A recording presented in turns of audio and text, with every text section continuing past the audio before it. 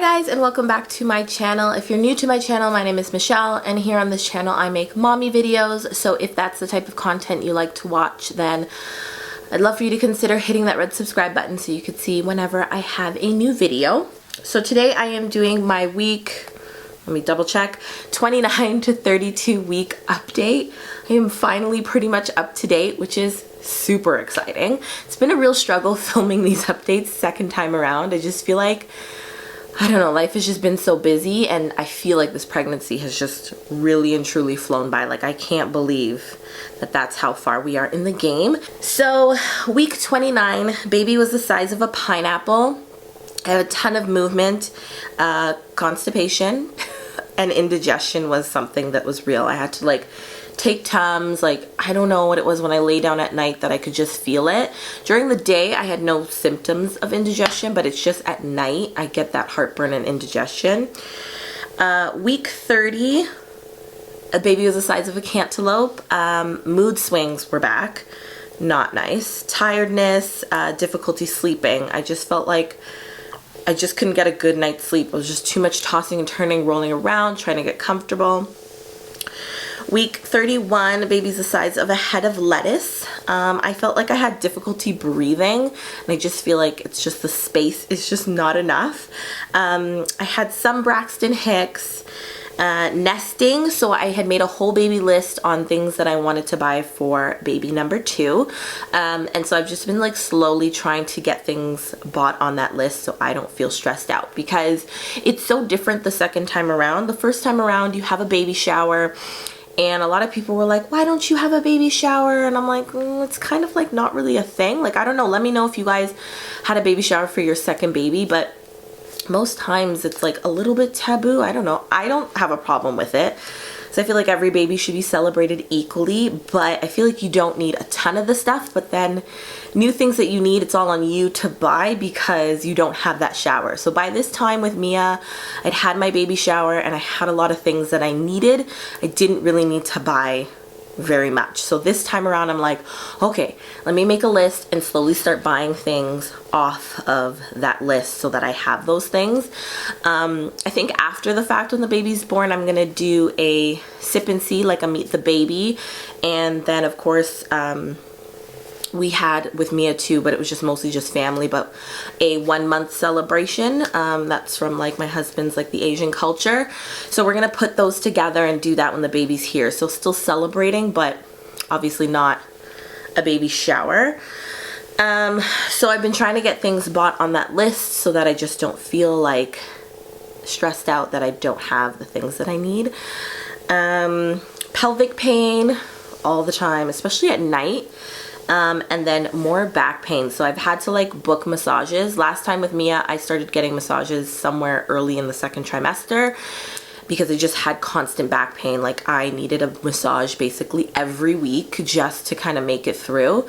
This time around I've been good until this point. I actually had my first massage last week. So that was 33 weeks, not in this 32-week period, but I just had to book them because I was like, oh, the back pain is coming as the weight gets bigger, and I just feel like I need to be able to have them booked so that I feel like I have them if I need them.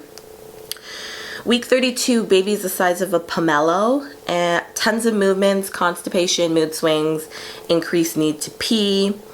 I had headaches again, increased nausea, which has not been fun, pelvic pain, and some Braxton Hicks. And I will say, like, the movement is crazy. Like with Mia, I feel like at this point it was still like kicks and punches and stuff like that. I feel like for the last few weeks, probably since I hit third trimester, even maybe at the very end of second trimester, the movements have been rolls. Like they're full body rolls, and like my stomach is hard in certain spots, and like the movements now I feel like at this point are starting to get a little bit more painful, like as if there's no space, no nothing. So that's like new, because with Mia I still felt like, oh, it was so like, oh, little kicks and stuff like that. And funny enough, nobody other than Hwang has really been able to feel baby move. Baby is not cooperative when anybody puts their stomach. It's just dead silence. But my sister did manage to feel like a foot pressed up against the side of my stomach like the other week, but just like really hiding from people. Like I feel like baby's gonna be born and nobody's gonna have felt the move inside, but I am feeling the move a lot. Which is nice because then I don't really have to count baby kicks, or I don't worry about anything like that because there's usually just a ton of things going on. In terms of my cravings and aversions, so again, cookies, cheese has been a big thing this week, bagels, and tea, like peppermint tea, and I've kind of started drinking my orange pico again with like milk or cream, which is something that I usually don't like to drink at all during pregnancy. And aversion, still rice, just not interested. I can't even say I don't know if I call it an aversion, but I just not into it. In terms of appointments, I had week 29, we went to a birth night options class, seminar, what to call it. So I don't know if I've talked about this, but we are planning to have a home birth. I think I have to make a decision at my next midwife appointment to like really solidify it so they could come and do the home visit. But I just feel very comfortable that like whatever they'll do at the hospital, they'll do here. We are actually fortunate that this pregnancy, we are living basically 5 to 10 minutes away from our hospital, like it's down the street. And with Mia, we were a little bit further, so I would say it probably was about a 20-minute drive. So I feel more comforted knowing that the hospital is only 5-10 minutes away.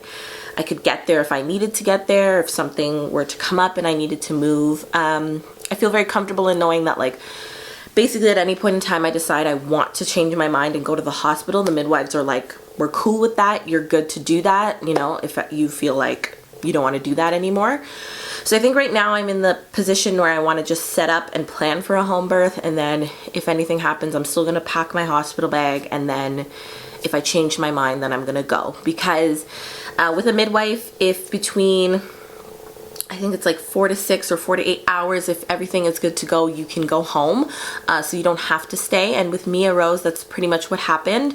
I went into the hospital, and then as soon as everything was good to go and I was able to just check off all the boxes, they were like, okay, you're good to go home. So we were home that first night with Mia. I didn't stay in the hospital.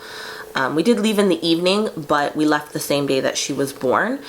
And I just feel like with us being so close to the hospital, it just, I wouldn't have to leave home at all if I could do it that way.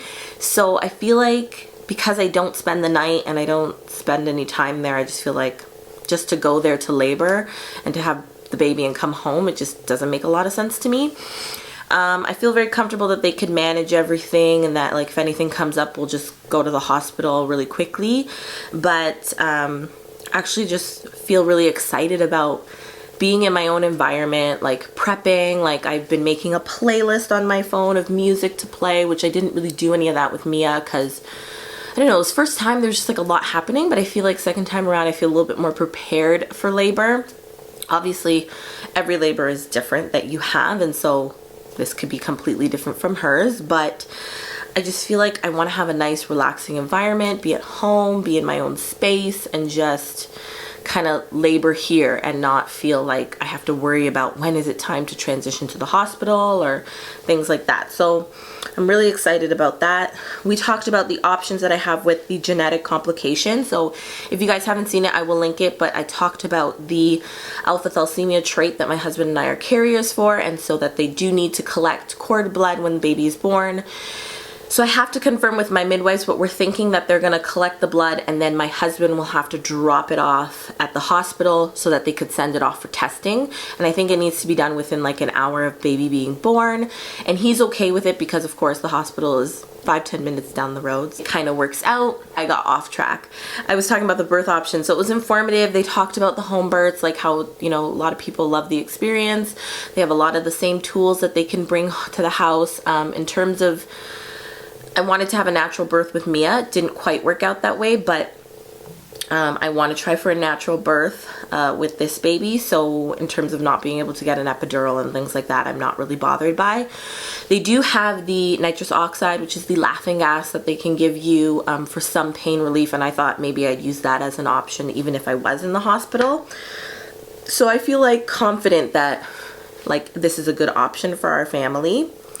At my 30-week midwife appointment, we talked about the home birth, we talked about the genetics, and then we did the usual heartbeat, baby's position.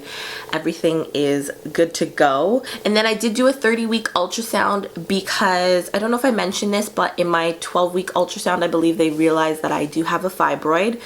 And so they just wanted to kind of monitor it, see how things are going with it, because if the fibroid grows, it can basically prevent the baby from moving into the position they need to be for birth. So it might keep them breech. They might not be able to rotate, depending on the size. So it's just they just want to know how big it is, where it is, and all that information. So it's basically the same size as it was previously. So that's like a good comfort, knowing that it didn't really grow enough to be a concern.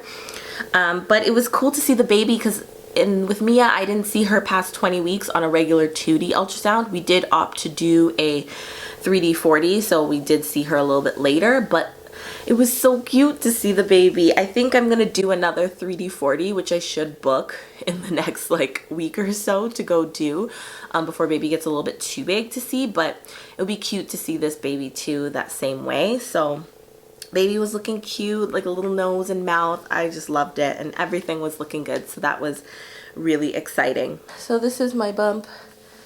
This is a 34-week bump, but very similar to what my bump looked like at 32 weeks.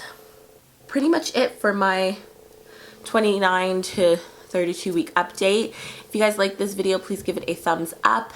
If you have any questions or comments, leave them down below. And if you haven't already subscribed to my channel, then hit that red subscribe button so you guys could be a part of my internet family. And I will see you guys next time. Love you guys. Bye.